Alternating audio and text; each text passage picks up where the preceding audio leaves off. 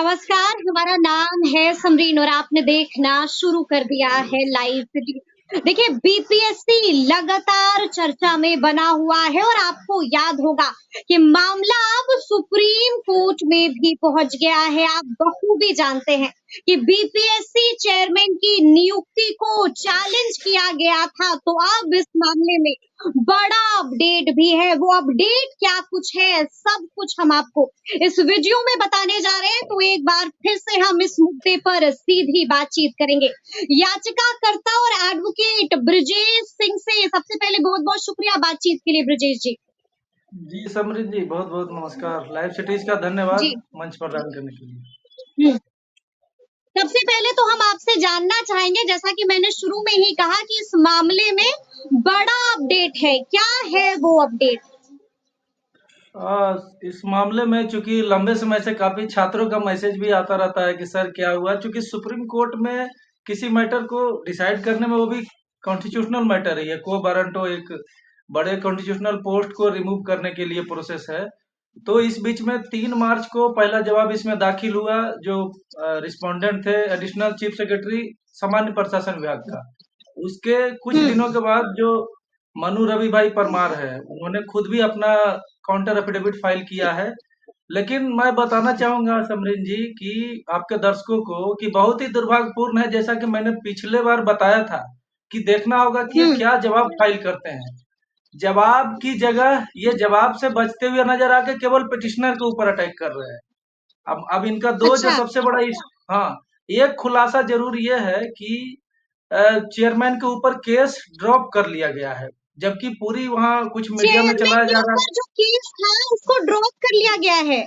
जी जी जी, 2013 में यानी जो कि यानी कि बीपीएससी की बड़ी जीत है ये।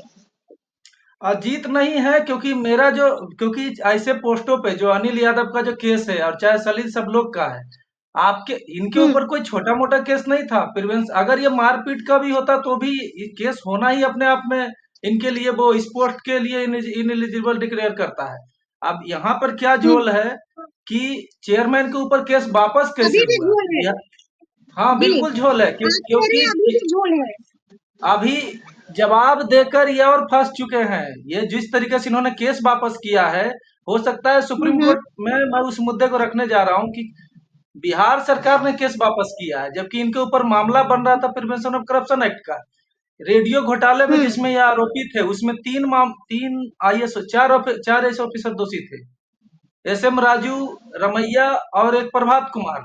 इनको छोड़ के, हम्म। मनु भाई परमार को छोड़ के, बाकी लोगों के ऊपर जो मुकदमा चलाने की मंजूरी है, उसके लिए डीओपीटी को भेजा गया।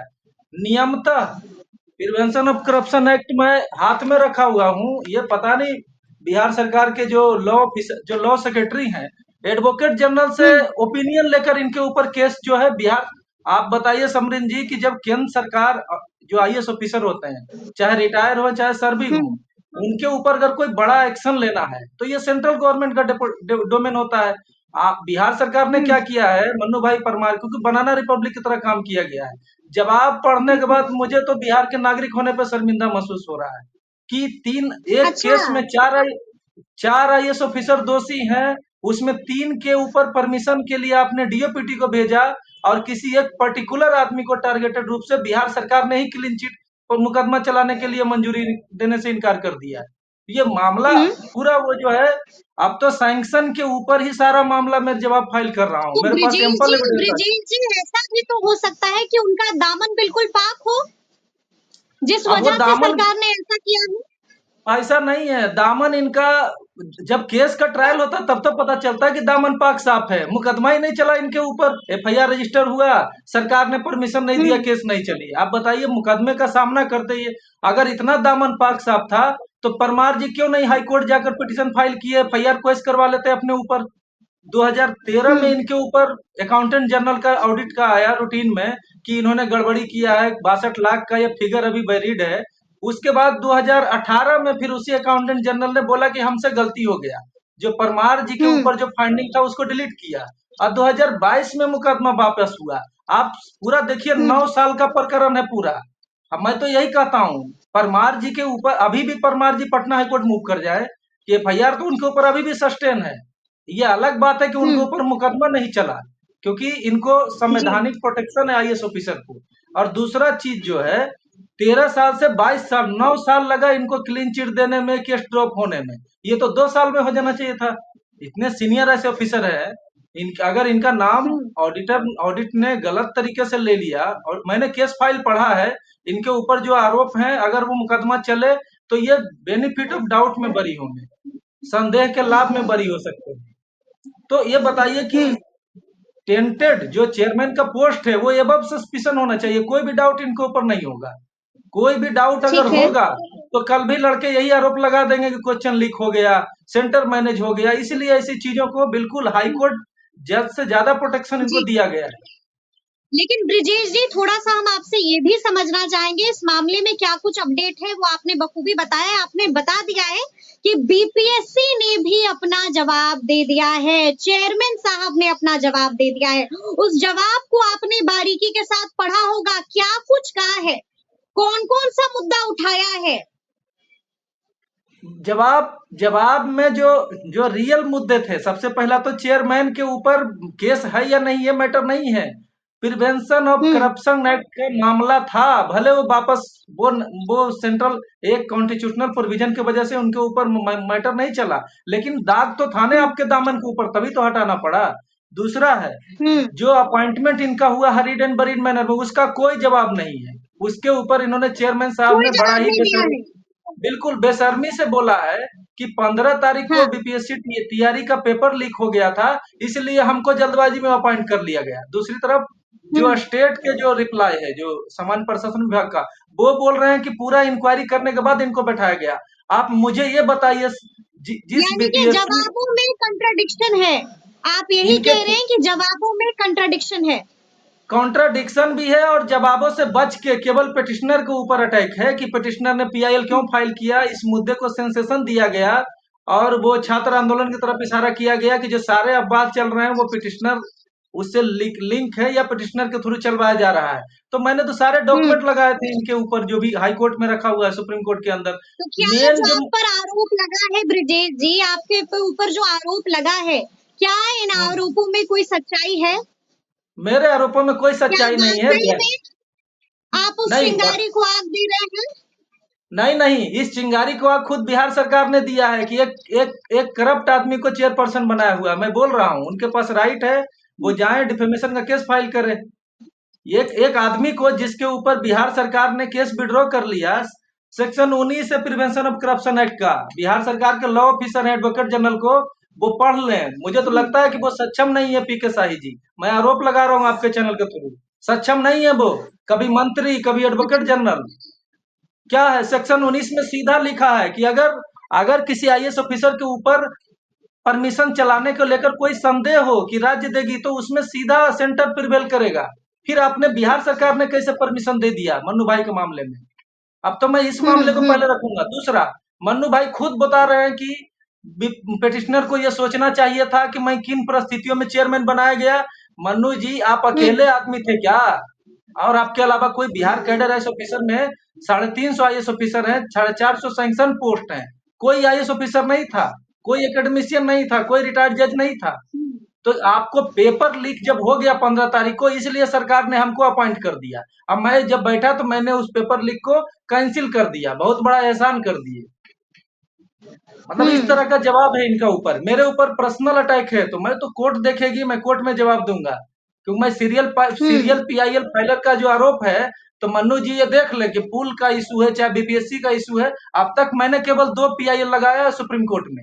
मैं जी, 2017 जी, से जी, प्रैक्टिसिंग 8 साल में। ऐसा नहीं है कि मैं 10 हुँ, पीआईएल लगा चुका हूँ। और लैंडमार्क जजमेंट जिसके अंदर चुनाव होते हैं। मेरा साफ कहना है हुँ, समृद्ध जी कि बीपीएससी जी, ने अपने ऊपर लगे किसी आरोप का जवाब नहीं दिया। ना मेरे जितने ग्राउंड किसी मैंने लिए थे, आरोप का जितने जवाब नहीं दिया है, यानी कि बिल्कुल बीपीएससी के जवाब से ब्रिजेश सिंह संतुष्ट नहीं है।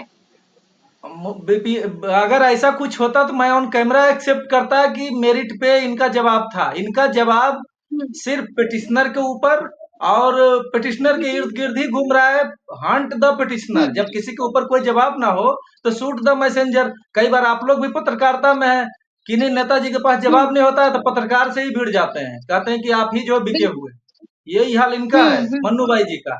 अब मैं सीधा बोलना चाहता हूँ कि जिस तरीके से इनके ऊपर बिहार सरकार ने एडवोकेट जनरल का सिफारिश लेके रिकमेंड किया, तीन हम्म। और आईएएस ऑफिसर थे, उनके उनके लिए तो सेंटर से परमिशन आपने मांगा। इनके मामले में हम्म। कैटेगोरिकली आपने जो है राज्य सरकार ने ही सब कुछ कर दिया कि नहीं, इनके ऊपर पहले तो अकाउंटेंट जनरल ने उनके ऊपर जो हम्म। 5 साल बाद 2013 में जो फाइंडिंग आती है उसको 18 में डिलीट करते हैं, 22 में इनके ऊपर केस ड्रॉप होता है क्योंकि जुडिशरी की मजबूरी है, हम्म। जब तक इनके खिलाफ परमिशन ठीक नहीं है। मिलेगा केस नहीं चालू कर सकता।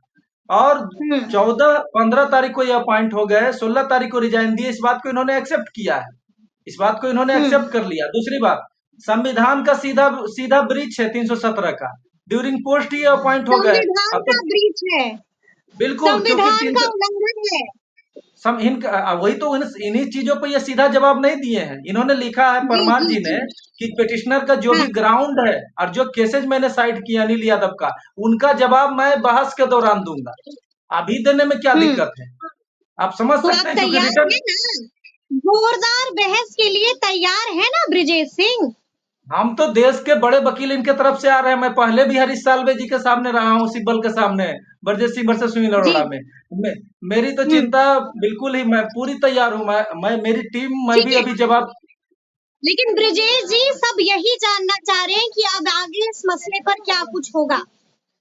अभी तो मैं इसमें रिप्लाई फाइल, मेरे तरफ से ही रिप्लाई फाइल होना है दोनों का, क्योंकि जो सामान्य हम्म। प्रशासन विभाग और मन्नू भाई परमार का, दोनों का मैं लिखित में जवाब उनको दूंगा। उसके बाद कोर्ट कोई डेट फिक्स करेगी। तो अभी तो ये हम्म। प्लीडिंग का प्रोसेस चल रहा है। जब एक बार मेरे तरफ से जवाब चली हम्म। जाएगी और एमाइकस भी हैं, वो भी अपना जवाब दाखिल करेंगे।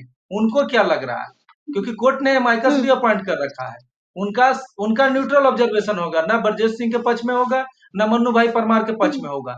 वो न्याय के पक्ष में रहेंगे कि क्या ये अपॉइंटमेंट तो विशुद्ध क्या रूप से लगता गलत है। है इस मामले में अगली सुनवाई कब तक होगी? अगली सुनवाई अभी टेंटेटिव डेट तो 26 तारीख का शो हो रहा है, तो अभी कल परसों लिस्ट का इंतजार करना पड़ेगा। मेरे हिसाब से मेरे तरफ से जवाब फाइल करने के बाद ही ये मैटर जो है, क्योंकि हम्म। दोनों तरफ से जब जवाब आ जाएगी तो कोर्ट फिर उसमें बहस की ओर बढ़ेगी।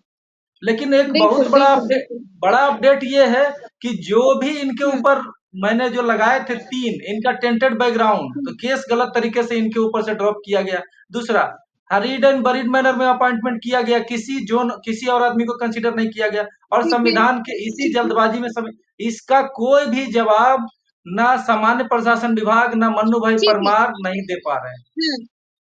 तो क्या लगता है आपको कि जवाब देकर क्या एक बार फिर से बुरी तरह से फंस गए हैं चेयरमैन साहब? जवाब इतना सेलेक्टिव है समरीन जी कि केवल 2 डॉक्यूमेंट लगाया गया है। मैं तो कहता हूं कि वो डॉक्यूमेंट लगाते ना सारा, 2 डॉक्यूमेंट, एक जो ऑर्डर है, जो इनके ऊपर केस विड्रॉ का ऑर्डर है, और एक जो है ट्रायल कोर्ट का ऑर्डर है, जो कि कोर्ट में अपलोड नहीं हुआ है। वो तो पब्लिक डोमेन का चीज है। जवाब में ठीक है। इन्होंने इतने लिमिटेड डॉक्यूमेंट दिए हैं कि कहीं पिटिशनर को और भी इन्फ्लुएंस ड्रॉ ना कर ले। सिर्फ 2 यानी डॉक्यूमेंट कि लगाए आप हैं ये जवाब कह में। रहे हैं कि बच के निकल गए हैं, बच के बिल्कुल, निकल गए हैं।